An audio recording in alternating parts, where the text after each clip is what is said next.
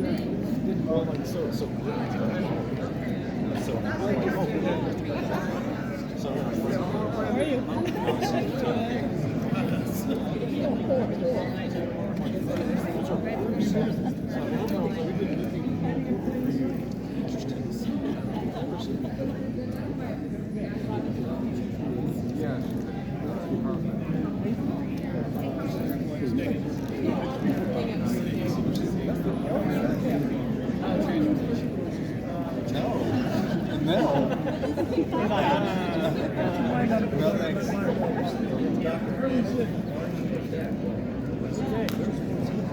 come sit next to me? Oh yeah. Okay. When are you going to come out and do art? You know what? I just started my master's.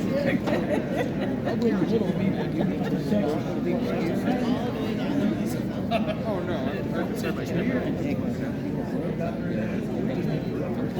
You know what though? My trigger finger is so used to TikTok. I don't know. I don't. It's not like a. No, I'm not. That's bad. Trigger fingers is fine.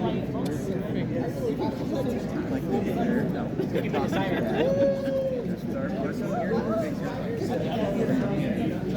you can get this finger to move independently. Yes. Of these three. You'll have to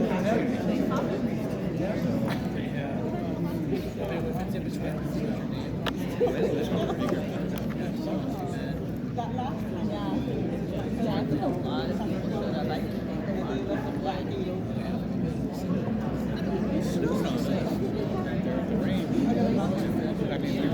I'm not even going to talk about it. It should be interesting. They said that somebody said she'll stay here and answer questions. Yeah, let's meet. I would rather stay. Well, I'm here on official business. I got permission. So you're getting paid? I'm getting paid. I asked. Yeah. Here, you can have dinner. Oh, thank you. The airlines. Yeah. Okay, I've got these pockets. I'll be filling those on the way out. Well, what I thought was interesting is in the other public safety events, like even on the cruises, they invited like my counterparts in Montana. And like from what I understand, nobody was challenging it. At least not yet. But it was something happening. So it's like, if I go, she's like, what is it? I'm like, the governor called my is supposed to be here today to talk about public safety. Jen, I don't know if they did.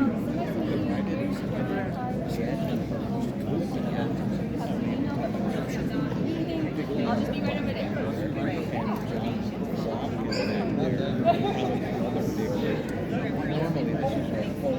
Nice meeting you.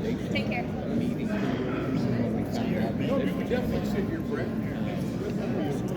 Some of our programs do other stuff like DC projects and legislate.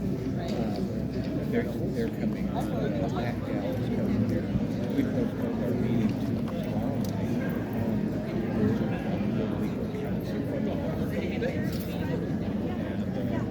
So it just worked out with us. We'll hold our meeting tomorrow night. I was afraid to come here.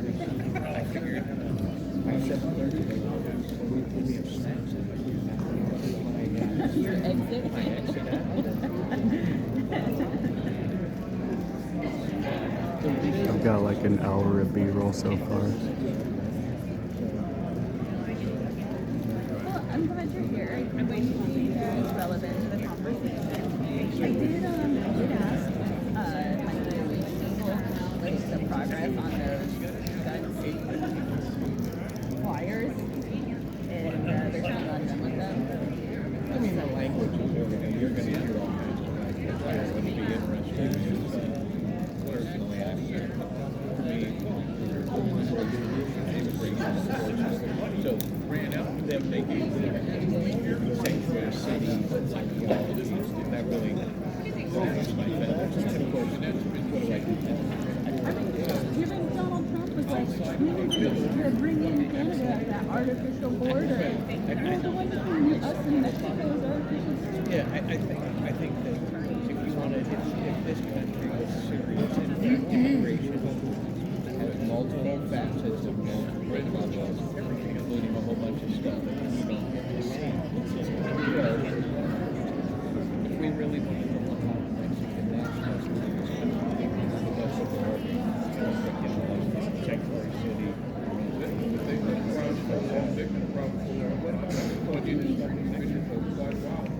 Right. so I think you should. Of course, the challenge there is that Mexico is 31 states, and most of them are more difficult than Idaho. So most of the folks in some states couldn't even spell half the states. Only because we live in Alamogordo, so And then it's really in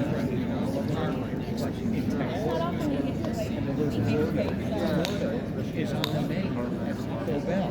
So most people eat fast food can speak reasonable Spanish.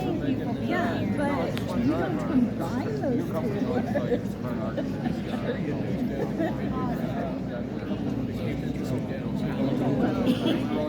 I'm certainly an open borders as much as, you know, we like to tout that the United States is like the best, best country in the world. Like, let's have the right to vote with your,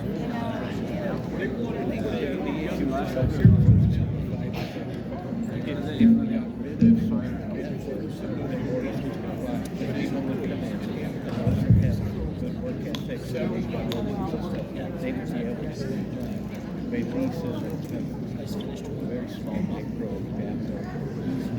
They don't have people can take it out that country. If they can't find work, they usually just find it. Imagine this conversation that we're having when discussing California. You know, like the immigration from California to Texas, vice versa. Well, right now it's probably because most of California is on fire.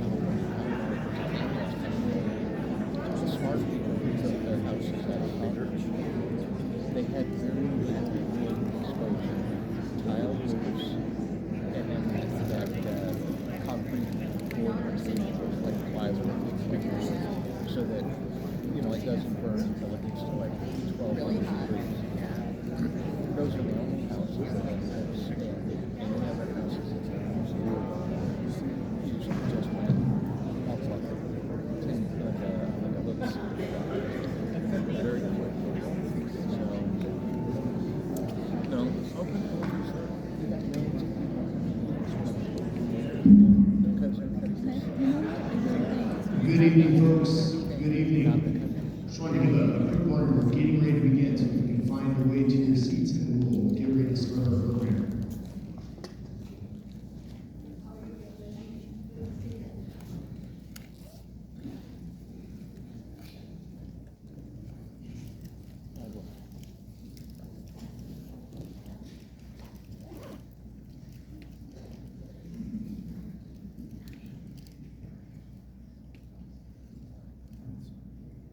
All right, we'll go ahead and begin. Good evening, Alamogordo.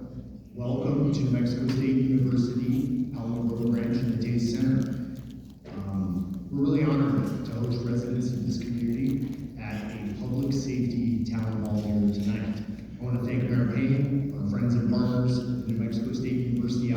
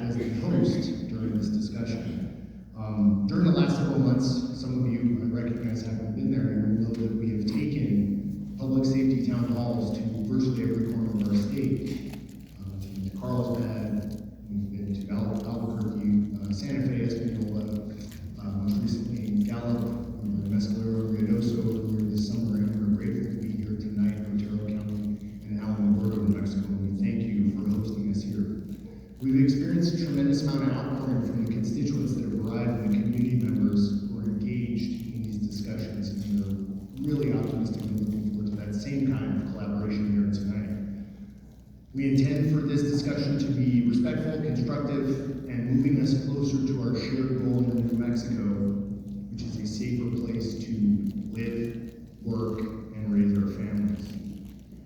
Before I get going, I want to introduce a couple of really important parts of our communication system here, and teammates that will be properly recognized. They are Gabby Score and Allie Harrison, who will be providing ESL translation tonight so that all may receive our message. Out of the applause for our helpers there. And additionally, in the back, we have simultaneous Spanish language interpretation, which will be provided in this town hall by Denise Garcia and Annie Nunez. Thank you very much for your service and your willingness to provide that important service. Thank you very much. This time, it is my honor and privilege to invite up City of Alamogordo Mayor Susan Payne to the podium to share some opening remarks. Madam Mayor, please join me at the podium.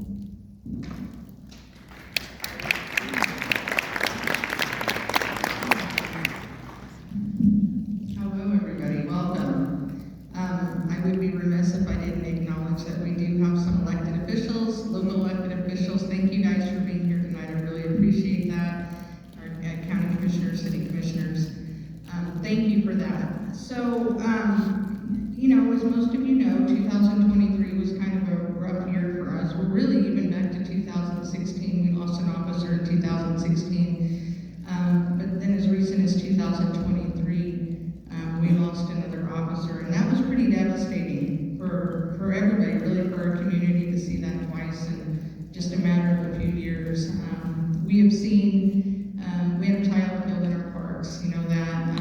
And so it was a really rough year. And criminal justice has been a big initiative of mine, criminal justice reform. I think we can do a lot better, and I think that, for me, it's important that we continue talking about it because we seem to get complacent when everything goes well, and then something happens, and it's like this mad rush to do something, to fix something. So we need to keep this at the forefront. It's really important that we talk about it, that we collaborate, that we find ways to make our community as safe as it can be, and not just our community, but our entire state.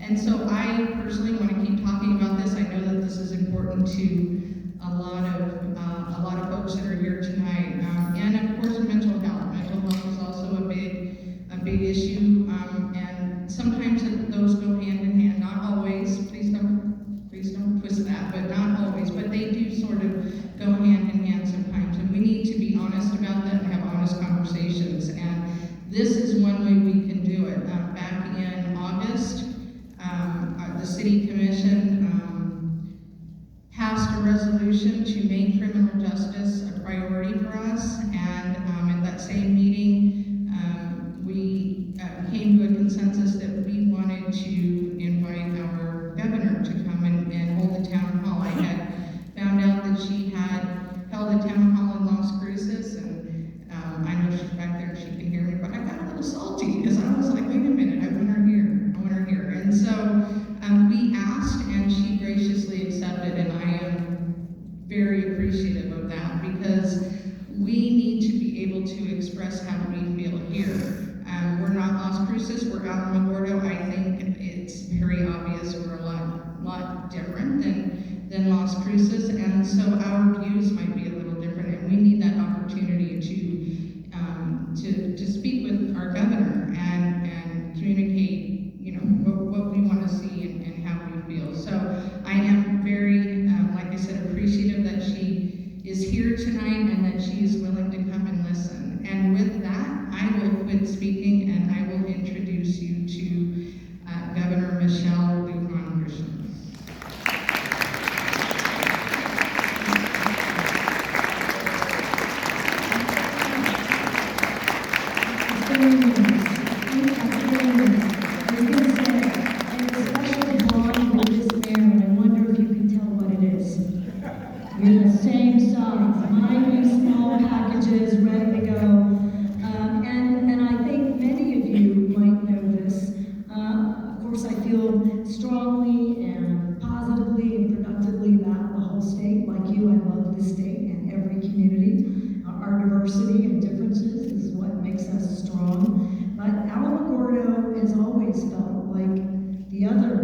hometown for me.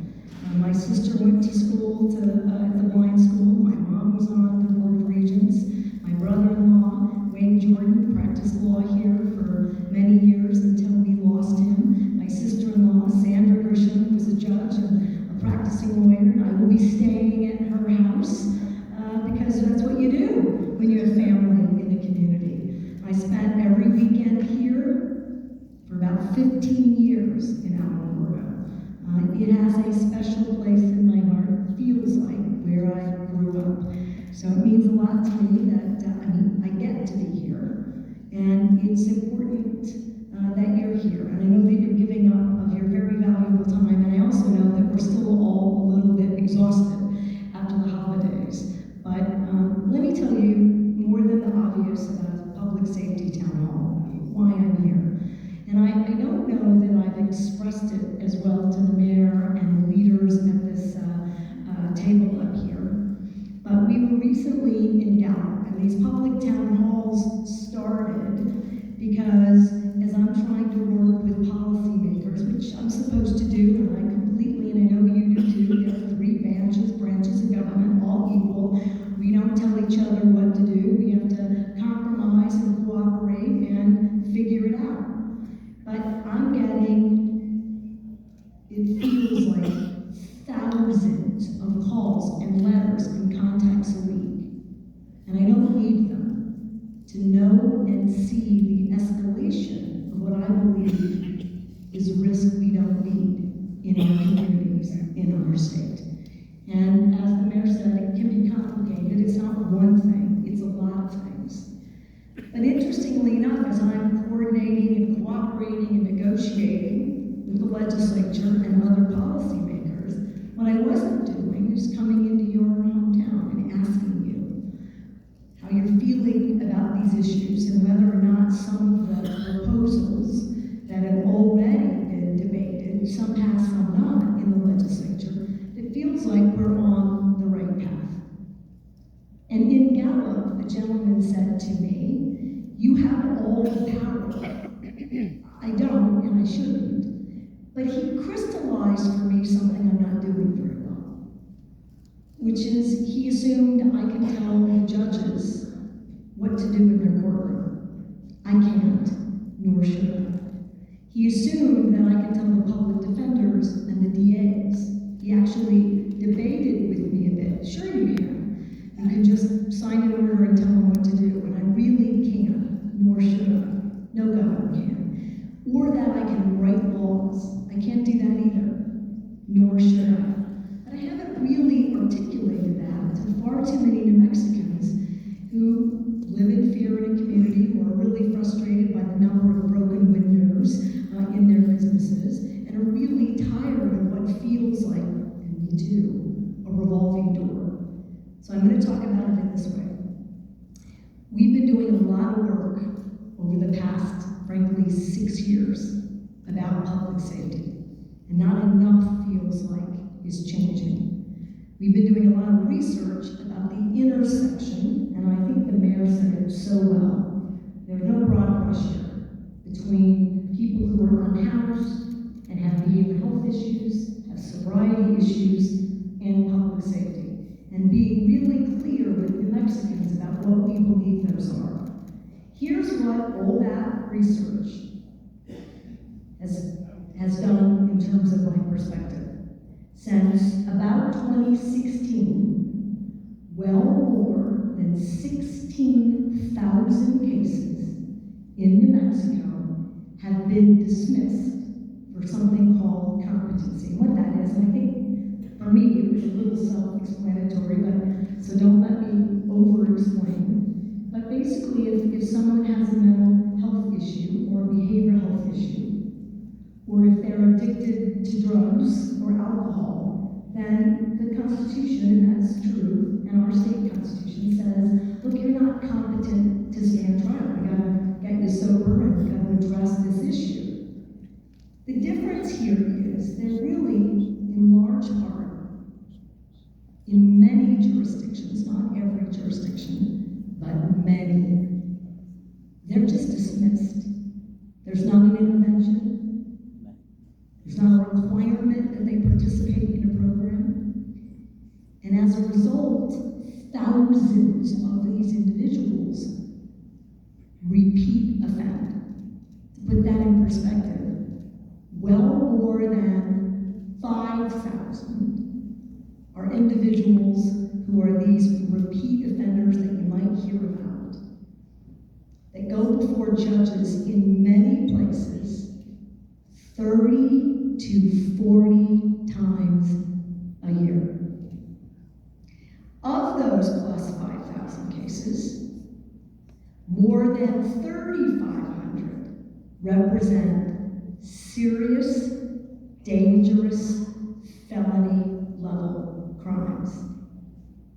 Murder, attempted murder, kidnapping, drug trafficking, gun trafficking, human trafficking, drug dealing, and the list goes on. And many of these repeat felons who are then armed, which is already illegal,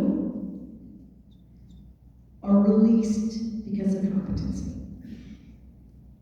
It is clear, if they're coming before a judge 30 to 40 times, to me, that this is a dramatic source of risk and crime in our communities.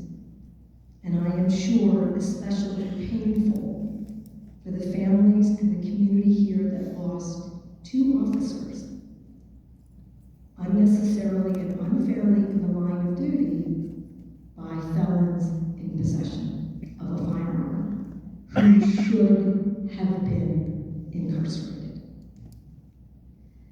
I think we have to change that law so that there's not this kind of discretion. 2, people need behavioral health in this state. And we've done a lot, but it's not enough to really provide access. My sense is, for the people who are here tonight, in large part, if you need that service and we make it available, you'll go and get services and support that you need. The people who are in this intersection of mental illness, behavioral health issues, and addiction do not go for behavioral health. They do not stay in the program. We have lots of diversion programs available to courts, so in our communities, no one stays. None of these individuals are knocking on my door, and I'll bet on your door, saying, I'd love to get a 90-day treatment, because we would pay for it right now. And in fact, we have well more than 130, 150 beds available for people who need that inpatient care. But there's no way to make an 18-year-old, an adult, or over, go. Even if they're committing crimes 40 times a year, even if those crimes are felonies, and even if there is no other way to get them to get the help so that they can be accountable for their crimes and stand for trial. These are not the only proposals, but they are 2, at least from my perspective, so I'm interested in your opinions. I promise I'm going to be quiet. There are 2 really valuable things that New Mexico has not addressed for decades. And in fact, most other states have made these changes. States like Texas, Florida, Colorado, California, Washington, New York, Washington State, not a political environment, a practical, pragmatic approach to keeping people accountable and safe. I would also submit, and I don't have all of the hard data here, but it's coming, that notion that you won't be held accountable for these reasons in this state means that people come here knowing they have no fear of reprisal or arrest. And when you're police arrest, maybe not so much here, but I will tell you in many places in New Mexico, they're out in 2 or 3 hours, right? So you might assume, I do, and I have verified, it's incredibly frustrating to the men and women who are public safety officers who dedicate their lives to keeping us safe, that they can't do anything about the person that they get repeat calls for. So these are 2 things I would like the legislature to get addressed.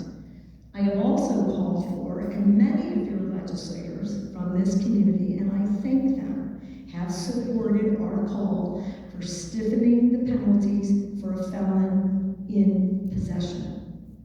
Those officers would be alive today if those individuals had been incarcerated and stayed the course. That's a fact. It's an outrage, at least I think. And I want to thank the policymakers from this community who have stood for those bills. But I cannot get them passed. I also think we should do pretrial detention. If you're a repeat violent offender, you have to make a much better case that this person can be released, because these repeat offenders are putting us at risk. There are many others, and maybe some New Mexicans don't quite believe this, but it is true. I have introduced a number of public safety penalty enhancements for drug dealing, human trafficking, pretrial detention, felon in possession, every single year since I was elected. And I think we have a lot of work to do. So this session, I'm counting on this community and so many others to really stand up for every New Mexican, no matter where they live, and to start to create these safeguards that would make us all safer. Last, this repeat sort of body of crime has now created this set of risks statewide, and you're experiencing these issues as well.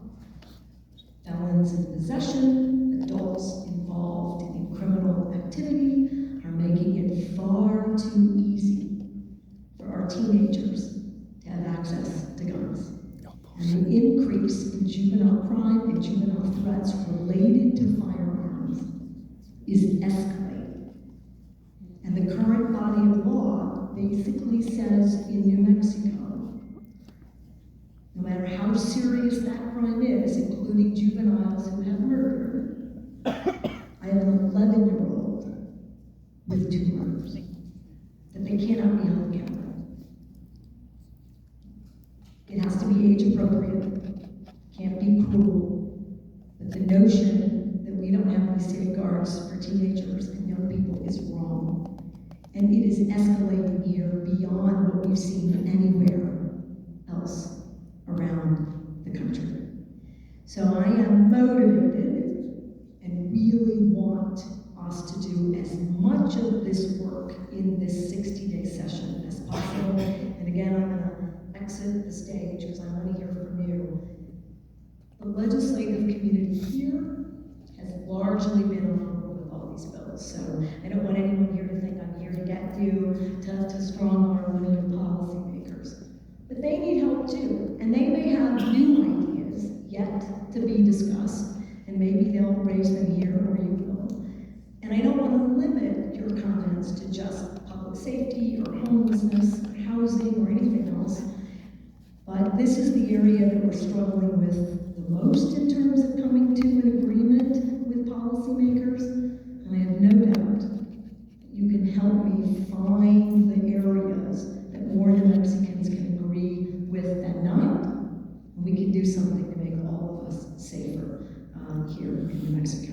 Thank you again for letting me explain that, for allowing me and giving me all of that time. And thanks to the mayor, who's always kind to me and is never disagreeable, even when we don't agree, and is a really powerful leader, as well as all of your commissioners and your DA and police chief and your sheriffs have also been cooperating with us to gather data, to identify strategies, and have been very effective and supportive on a lot of this agenda. So I want you to know that too, and I want to personally thank them for their courage, their insight, and their work every day.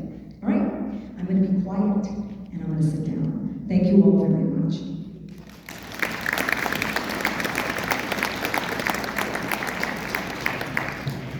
Thank you, Governor, and thank you, Mayor. It's now my honor to get you introduced and acquainted with the remaining members of the distinguished panel that join us up here on the stage. They're going to engage with this community in a collaborative process to help us reach our shared goal of a safer Alamogordo.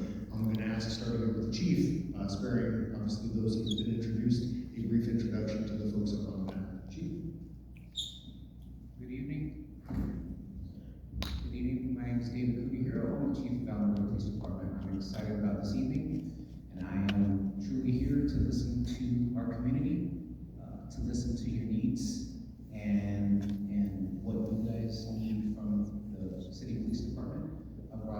members of my staff, I've got a couple officers working in the back, and so we're all ears this evening.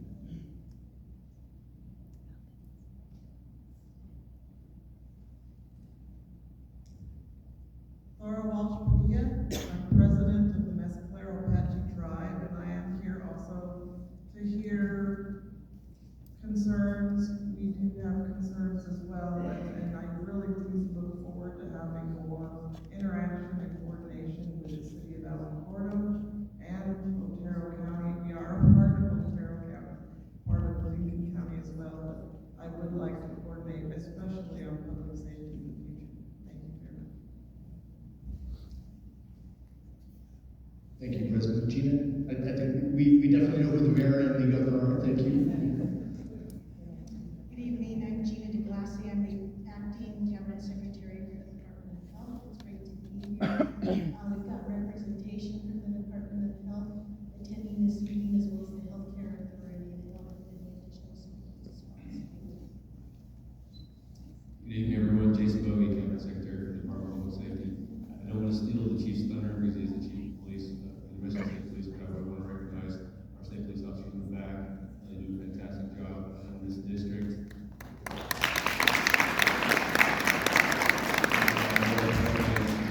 Our commander for this district, Jay Blakeney, he's a member of this community, and if you don't know, the commanders for our rest of the state police, and they're the ones that really mobilize the rest of the state police across the state for whatever the challenges are. Would be remiss if I just didn't thank them for not only being here for all of our work they do each and every day. Thank you. Good evening. Look forward to the discussion tonight. I'm Troy Wiesler, Chief, New Mexico State Police. And I do want to, I know that the Cabinet Secretary already mentioned him, Captain Blakely by name, but y'all do have an outstanding staff here. This is District 8 of the State Police, covers Alamogordo and Ruidoso. Obviously, they've been very busy with everything going on in this community, fires in the summer, all the criminal stuff that some of us already been mentioned. But I appreciate it being here and look forward to the discussion tonight. Thank you.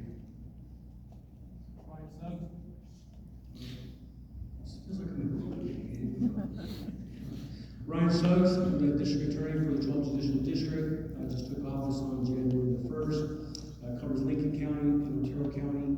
And I can tell you that, I'm proud to say this, but it's going to require a lot of work. I believe I did take over the most aggressive prosecutor's office in the entire state of New Mexico. We do more criminal jury trials than any other district in the state. So needless to say, my team and I hit the ground running on January 1. It's probably not going to slow down for a while. And I do enjoy, or thank you for the invite to be here, and look forward to hearing some feedback. Thank you, DA, and thank you, panelists, for your commitment to this community and our state. I want to recognize a couple of distinguished guests in attendance that have joined us here tonight. Welcome to Senator Nicholas Paul and Representative Block. We never mentioned the cooperation of the legislative body here in Otero County. We're grateful for your attendance here tonight. Also welcome to city and county elected officials, some of which I will name. I also have been made aware that 12th Judicial District Court Judge Angie Snyder has joined us. Thank you, Judge, for your attendance here as well. City of Alamogordo Commissioners Warren Robinson, Josh Ryder, Stephen Burnett, Sharon McDonald, Pro Tem, and Mark Tapley have also joined us. Thank you. As well as Otero County Commissioners Matherly, Varela, and Mark Barr. Welcome to our tribal leaders. Welcome, President Walsh. We're grateful for your attendance here and your leadership. I want to recognize public safety professionals of all disciplines, from our police departments, our fire departments, our public safety telecommunicators, and other first responders, our corrections officers, and other public servants who are well represented here tonight. We're grateful for you.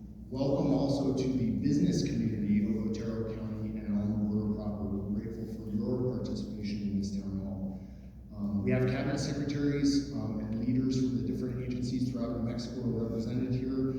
Public safety on our board, we have Homeland Security, the Healthcare Authority, the Secretary of Corrections, and our leadership staff is here, the Department of Health. Grateful for the leadership of those folks and their staff members here to lend their expertise to this community. Welcome to the men and women who are serving in our United States military, and especially our veterans. We can have a round of applause for that kind of opportunity.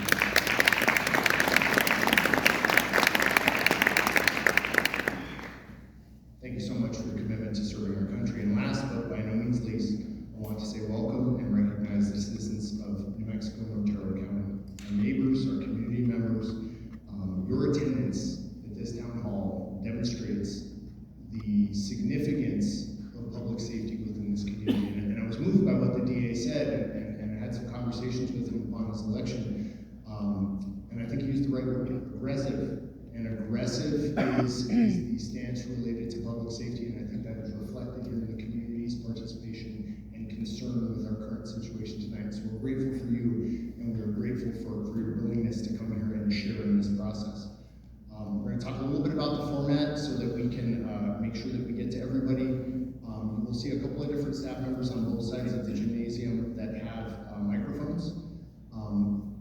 If you raise your hand, they will recognize you. You can speak, you can ask questions, you can raise concerns.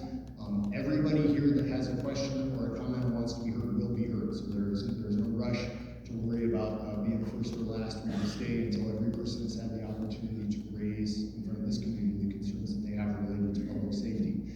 We ask a couple things. The first thing is if you can identify who you are so that we will be able to follow up with you on action items related to the things that you raised. That's very important for us to come here and learn the things, but then there are a series of things that will be required afterwards. We want to make sure we're able to contact you to follow up with progress and status of items. So please let us know who you are, as well as filling out the intake forms that you received on the way, and that is super helpful for us to track the issues and see what their progress is on the things that are raised tonight. As I mentioned earlier, and the governor and the mayor both reiterated, our goal here is to stimulate a robust discussion and idea generation surrounding the topic of public safety that is unique to this community. Please let us know what those ideas are. Please raise your concerns so that we can understand. You will be able to speak and you will be heard by this group. Please make the efforts of our comments on the focus surrounding the areas of public safety, knowing that it touches all aspects of our community, which was raised earlier.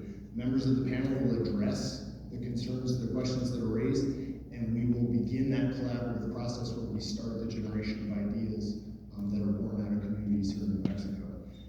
As I mentioned earlier, we will stay until every question is answered. I will also reiterate that we do have childcare available to folks here, so that if you can help us prioritize the folks that are utilizing childcare, which closes at 7:30, we'd like to get those folks their opportunity to speak, knowing that everyone who is not experiencing that same need will be able to be heard by this group. We really appreciate that. Cheering and applause and support of topics is obviously encouraged and is welcome, but let's refrain from any booing or negative commentary, as we do not First want to Amendment. exclude anyone's opinion or observations relative to the experience they're having, and we appreciate you for that. With all of those logistics and announcements out of the way, it is time for us to begin the public part of this public safety town hall, and I will welcome this community to raise their hand and be recognized. One of our staff members will come join you. Please stand up, speak loudly, and then we will answer you from the top. I see we have a couple hands raised.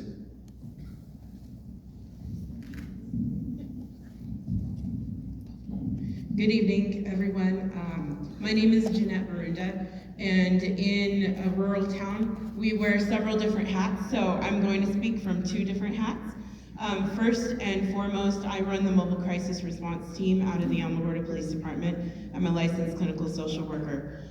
So my first comment is about state statute, New Mexico State Statute 43-1-10. And in that statute, it states that any independently licensed clinician can do an emergency detention pickup order if they are connected to a core service agency or hospital. So being that I am neither, and I'm a City of Alamogordo employee, it's very difficult for me to get people who need to be put on a psychiatric hold to get help. What the difference is in the children's code, I can put a psychiatric hold on a child, so if they're 17 and under, it doesn't matter if I'm associated with a core service agency. So I would really recommend that you look at that state statute and open it up to any independently licensed clinician, because if we're talking about public safety, Any independently licensed clinician should be able to put a psychiatric hold on a patient so that we can get them help. So that's my first comment.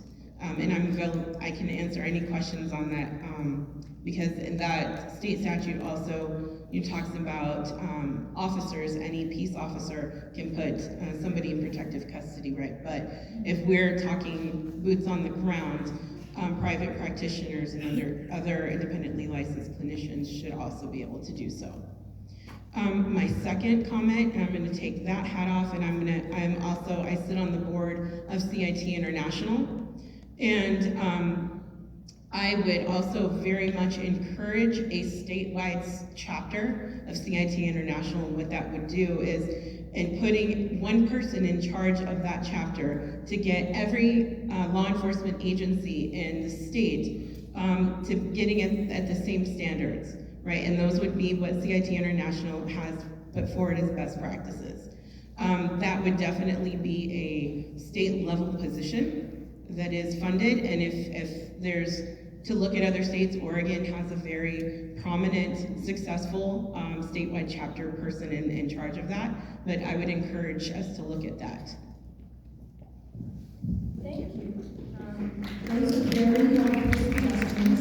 I might need you in the state legislature, so when I talk about commitment, it's related to this statutory design about who can do those orders, but also it's so narrow about what constitutes a placement for emergency orders that frankly, folks who can articulate, the licensed training that you do a better job at figuring that nuance out, and so many communities are not, and people are not being held when they really need it.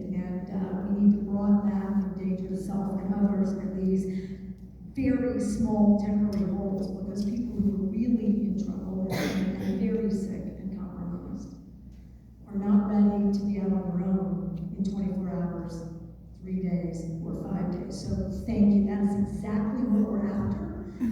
Making sure that we reflect that statutory change. I'm not sure we had on our list of areas to get done, so thank you. And that's easy. If there's something the state can do to join that national chapter and get it funded, watch this. Secretary de Blasio, would you please get that funded and get that done right now?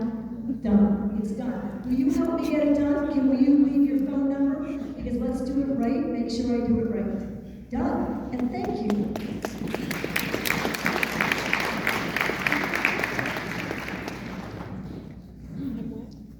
Hi, ladies and gentlemen, my name is Luke Harris, and I'm a paramedic firefighter and captain of the Mescalero Apache Fire Rescue. We provide public safety amid a failing economy, a broken and inadequate healthcare system, fractured communities, and declining public health. I've come to say that we will not improve public safety by being tougher on crime, and by crime I mean the criminalization of marginalization. We improve public safety by correcting the issues I mentioned earlier: economy, community, healthcare systems, and public health, while holding the entities that are in place to provide public safety accountable for their failings. In this area, the only thriving businesses are the ones selling marijuana, vapes, alcohol, and fast food, feeding the community addiction, metabolic and heart disease, and broken families.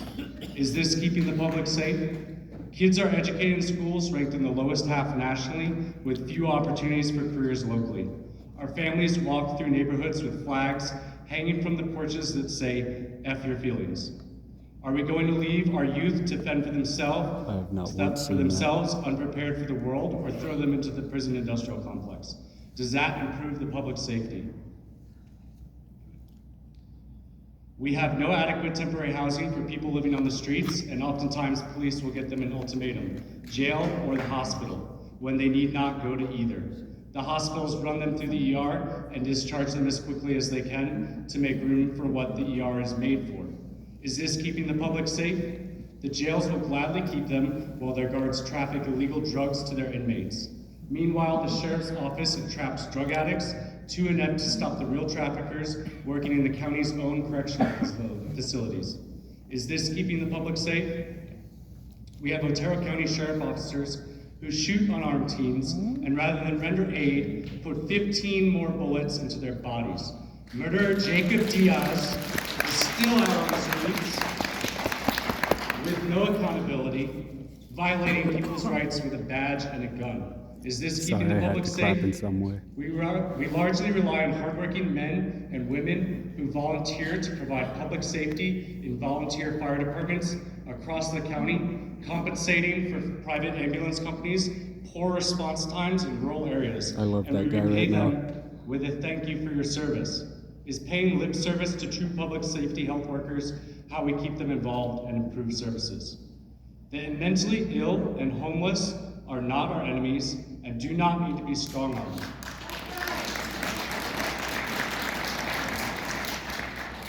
Jesus Christ never advocated for stronger enforcement of the state's laws, but rather care and help of those that are struggling. For I was hungry and you gave me something to eat. I was thirsty and you gave me something to drink. I was a stranger and you invited me in. I needed clothes and you clothed me. I was sick and you looked after me. I was in prison and you came to visit me. Perhaps the reason why everything is getting worse is because we're approaching it completely the wrong way. Thank you.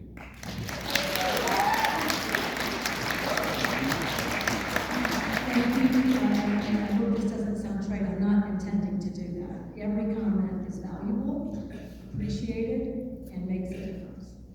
I do thank you for your service. I was at a retirement recognition for firefighter retirees in Albuquerque, and those very same firefighters, frankly, the paramedics we see more often than not, saved my daughter's life. So I'm very clear about that role and that it is something we should thank folks for. To your point, it's a very important thing that you've done for me, which is I don't do this as well as I could. And we may not agree on everything. That's not the point of me being here. It's to hear from you. So thank you. And I'm not looking as a public leader for a mutually exclusive set of efforts. We must invest in programs and services. And while I don't think New Mexico has everything addressed, we are in fact the only state in America with this new stat. And it's a big one. We went from 50th in childhood poverty in 2 years to 17th. We had the highest wage growth per capita in America. It's not enough. Family of four is now at just above 61,000. When I took office, between all of us working together, every policymaker, it was 23,000. We're going to do more in that regard. We put in more than $225 million into housing. I just came from Las Cruces, where we did groundbreaking for a complex for folks who often get ignored and marginalized because of their poverty, their behavioral health issues, not that those are all together, separate categories, sometimes they're together, and the fact that they are marginalized and or unhoused. Focus. We are doing a ton of crisis intervention, need more. We are doing a ton of behavioral health, 75% increase in just 1 year. We're putting a $1.5 billion lift into hospitals and healthcare so we don't have this revolving door. We have free child care for most New Mexico families, and by the end of this legislative session, I believe we'll be the first state in America to have universal free child care, including free universal, which we already have, pre-K. Investing in families who don't have the same opportunities and never got a chance, sir, I agree with you 1,000%. If I'm articulating only that we want a criminalized response, I'm doing a terrible job. Repeat, serious, dangerous offenders that need a different intervention, whether that is accountability behind bars, because they're murdering and trafficking children, versus people who have never gotten a fair shake from anyone, anywhere. This is not what we're doing.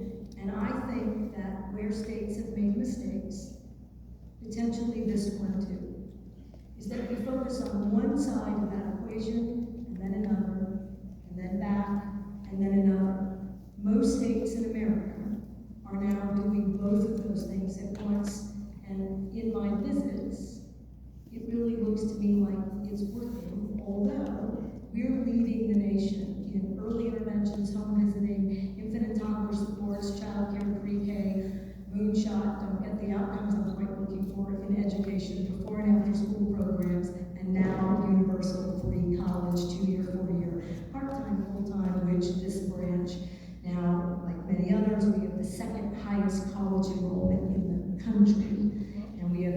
this first-time enrollment by first-time college attendees, by often marginalized families by far in the country, and I think we should do more.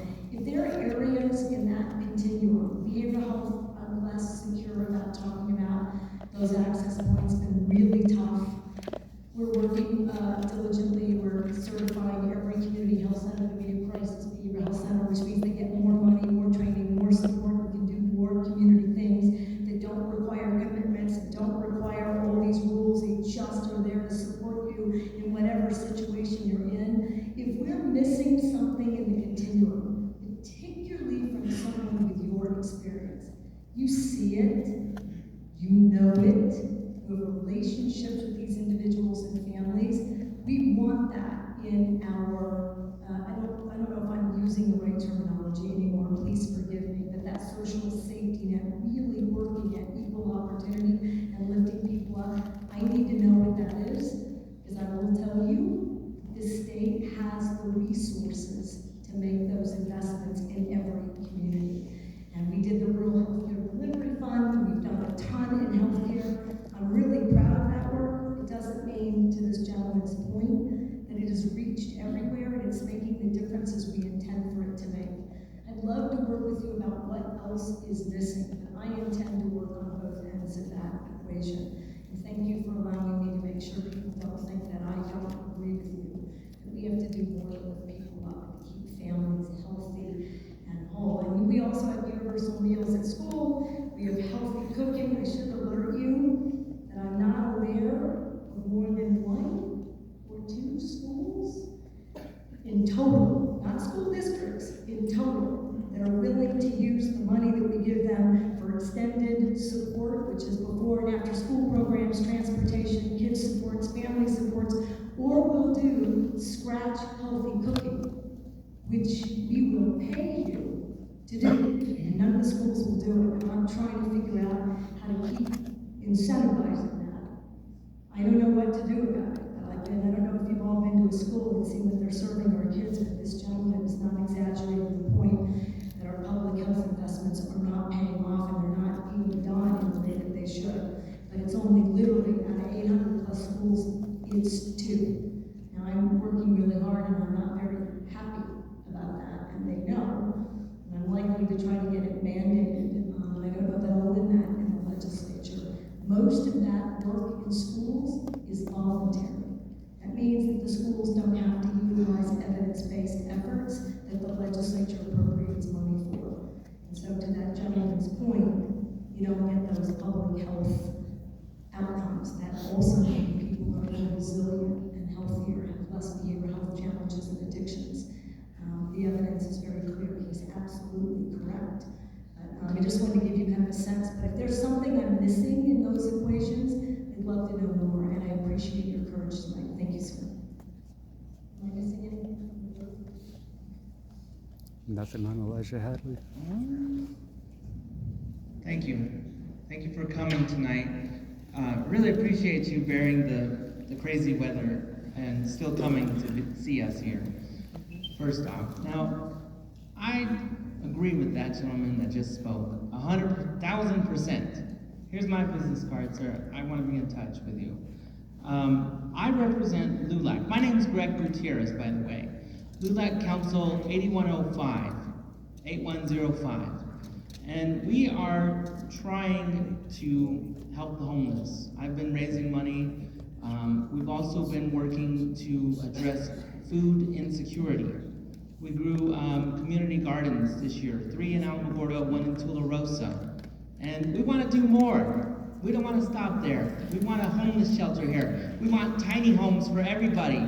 We want law enforcement that's not gonna, murder people and kill people. We want everything. We want all the good things that Albuquerque has and more.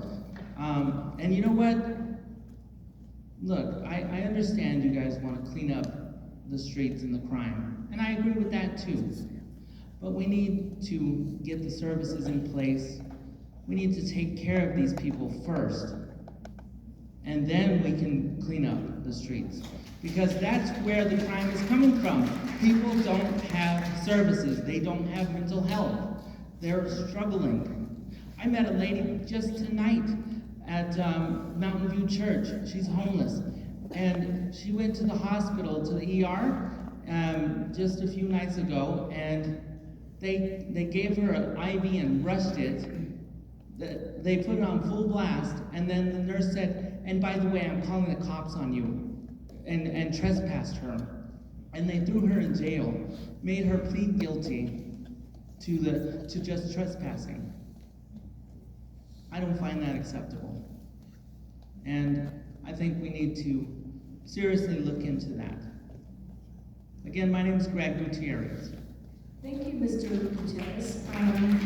So, I don't know all the facts. I'm going to start with, if it's all right with you, the hospital case. Hospitals really can't do that. I mean, if you assault a practitioner or another patient, certainly there's a body of law that prevents that, and you should call someone who can deal with that situation. They have an obligation to keep everyone safe. They don't get to make judgments about where you live, who you are, whether you're unhoused or not, and if that actually occurred in that way. Also, Secretary de Blasio, she licenses all of the hospitals, so that's something you may have to review. Again, if you're from the hospital, I'm taking that fact pattern in exactly the way, no challenge to Mr. Gutierrez. Everyone should feel really confident about being able to express your ideas and concerns, and there are no judgments and negative reactions up here. But in that fact pattern, they actually can't do that.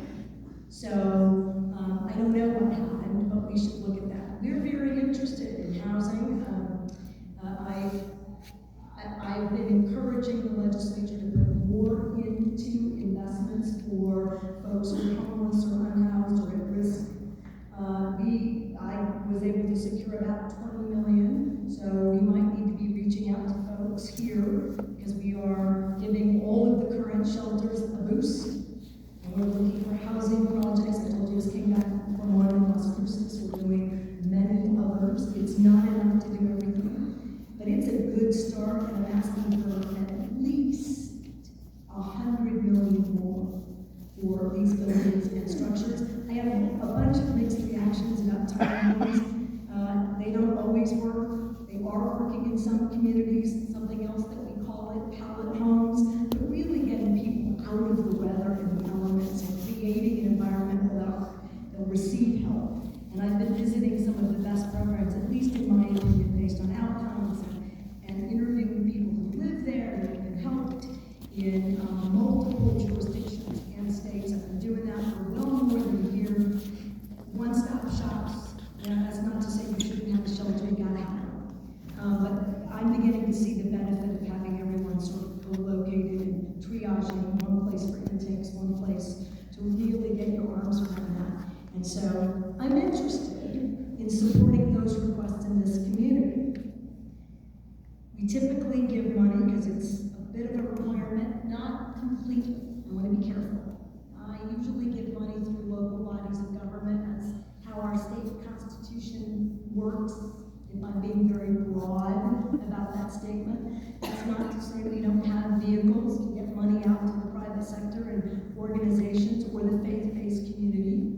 So we should talk about that, because I expect I'll get a healthy appropriation that allows us to do exactly this kind of work. And again, it has to be all of the above.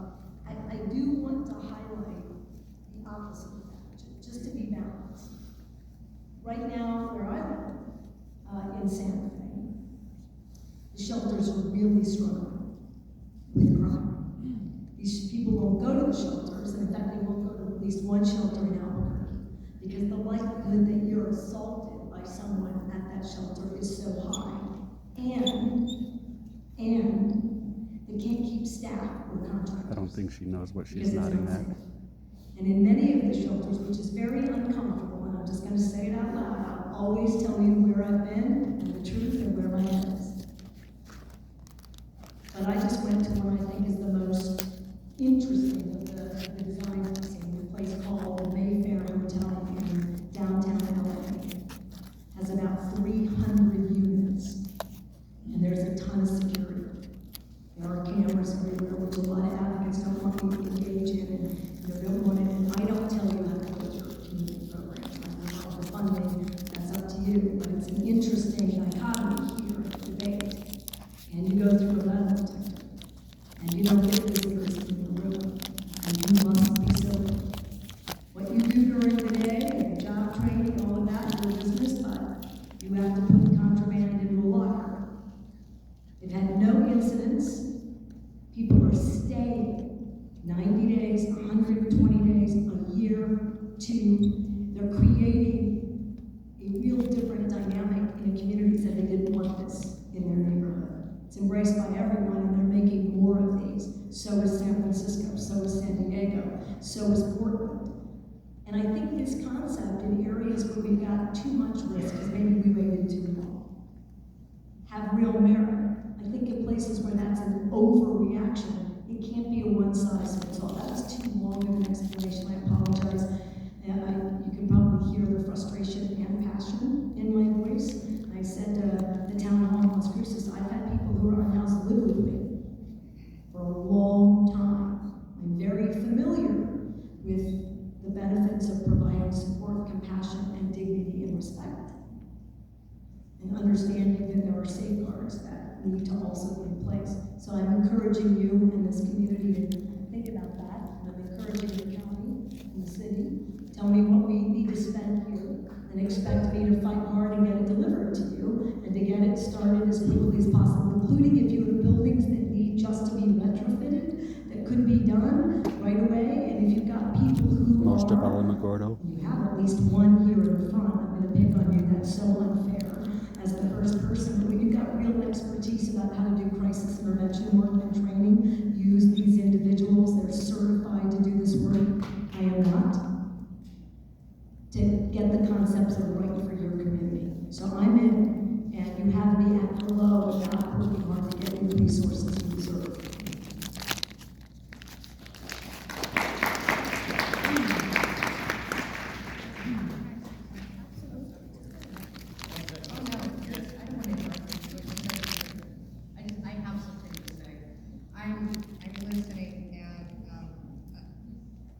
In full disclosure, for those of you who don't know by now, you should know by now, I actually run a human services nonprofit.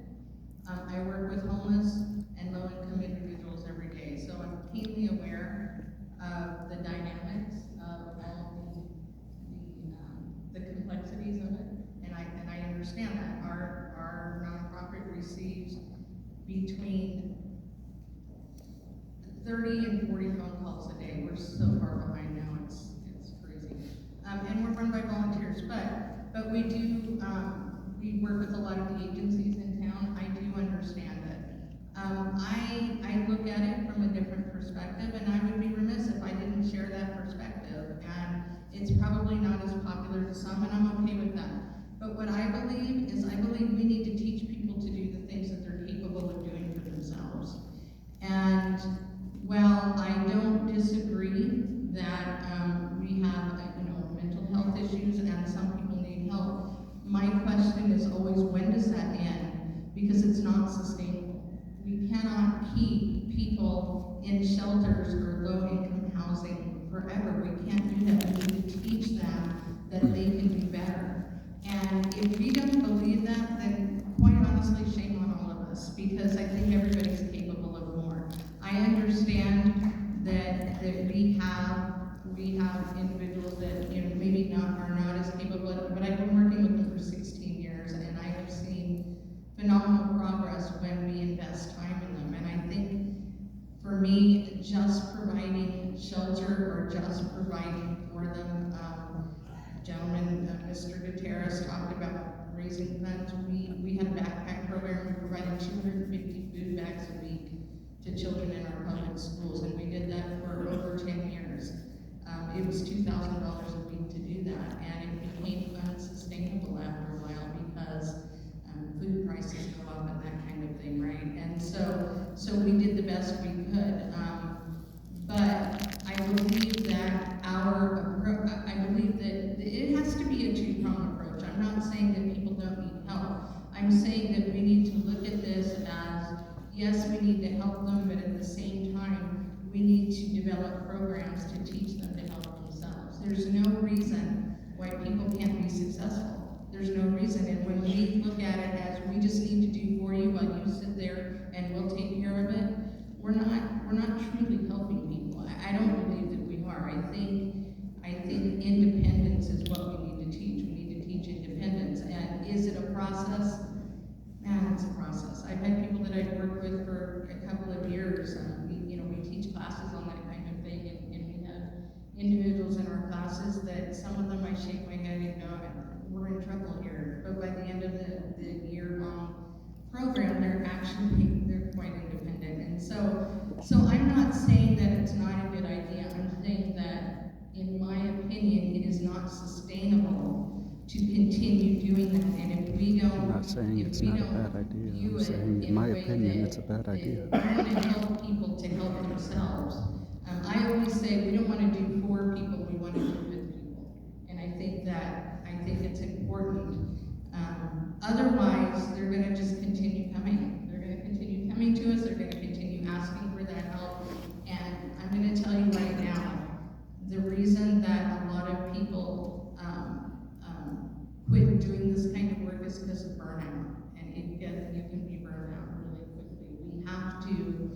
We have to work at it from an angle that we're not going to continually help people, but we're going to walk alongside of them. And as long as they keep walking, we're going to keep walking.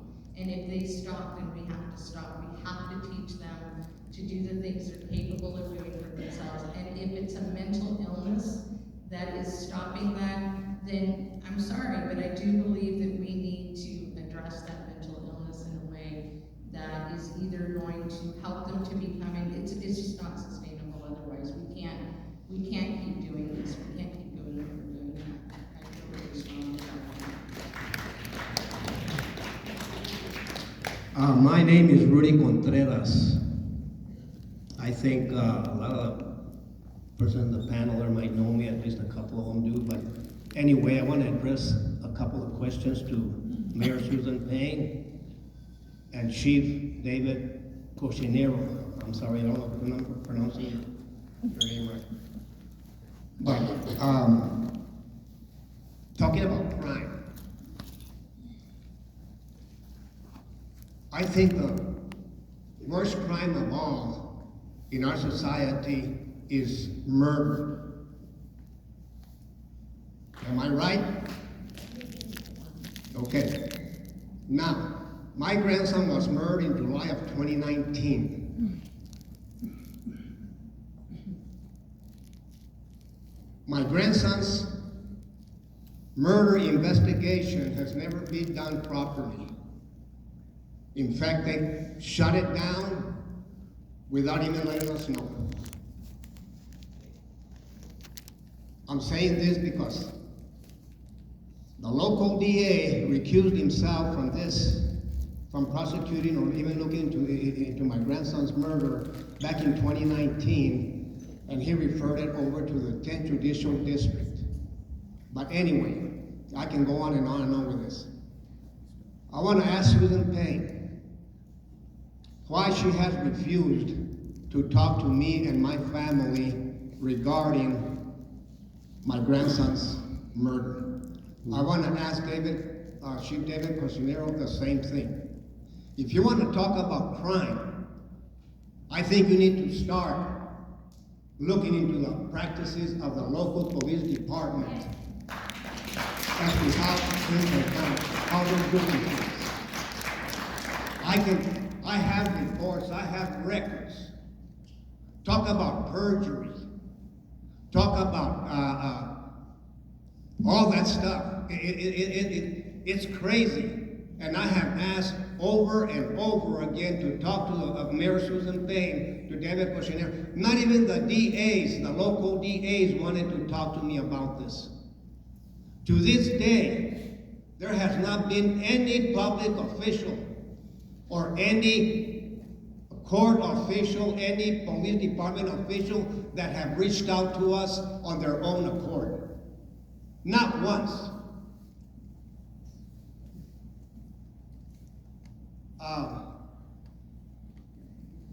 Lieutenant Raymond Brown, he was the one that did my grandson's investigation. That report is full of oaths. It's so contradictory and it's so inconsistent, you wouldn't believe it.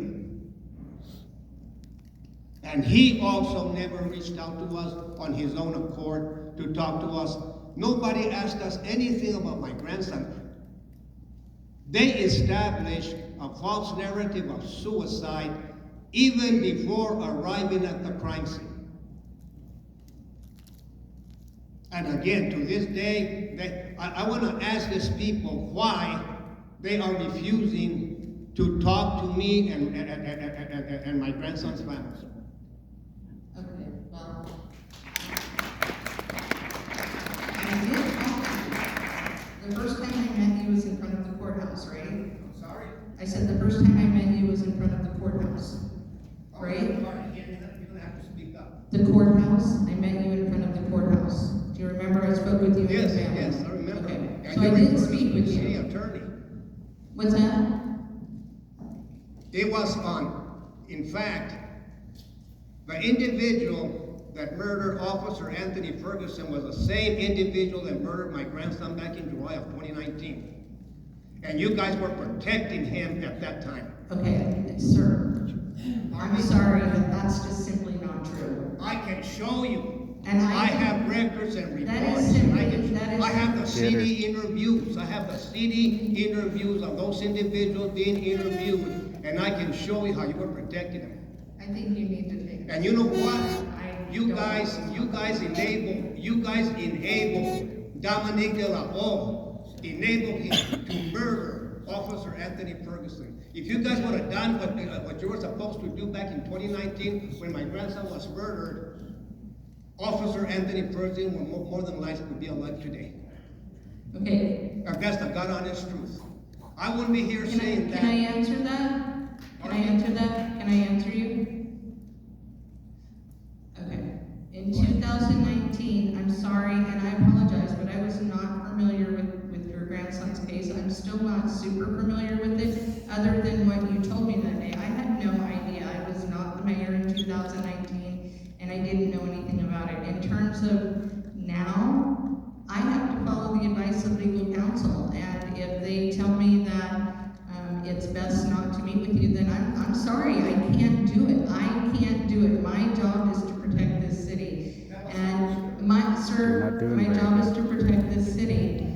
And if I'm told not to do it, then I need to follow the advice of legal counsel. I don't have an option. Now I can turn it over to our police chief, and he is more familiar. He's more familiar with the case than I am. I haven't read a file. I don't know anything about it. So I'm not avoiding you. I'm following the advice of legal counsel. You know what the city attorney told me when you referred me to her? Mrs. Ashley Smith. She's leaving now. But you know what she told me? She didn't want to talk to me. She told me this has been a done deal. That's exactly what she told me. And I'm not going to talk to you anymore about this. In fact, when I was asking Detective Raymond Brown, he was a detective at the time, and I was asking him for trying to get some records as to how to go about this, how to go about that. He told me, I'm not going to talk to you about this anymore. Do not be calling me whatsoever. His supervisor, Lieutenant McCauley, as soon as he hung up, 20 minutes later, calls me back and tells me the same thing. And do you know that I was threatened when I was out there in the street by law enforcement? I did not report this to Chief Richard Denton because I had already had words with him, and he was very, very uncooperative. I know you want to hear from the police chief, but I thought I might do this. One thing that hasn't been said is that this should not happen to anyone. And I am so sorry. And I know that that's how the mayor feels and everyone else in this community. None of us should lose someone we love to any kind of violence. But just let me finish.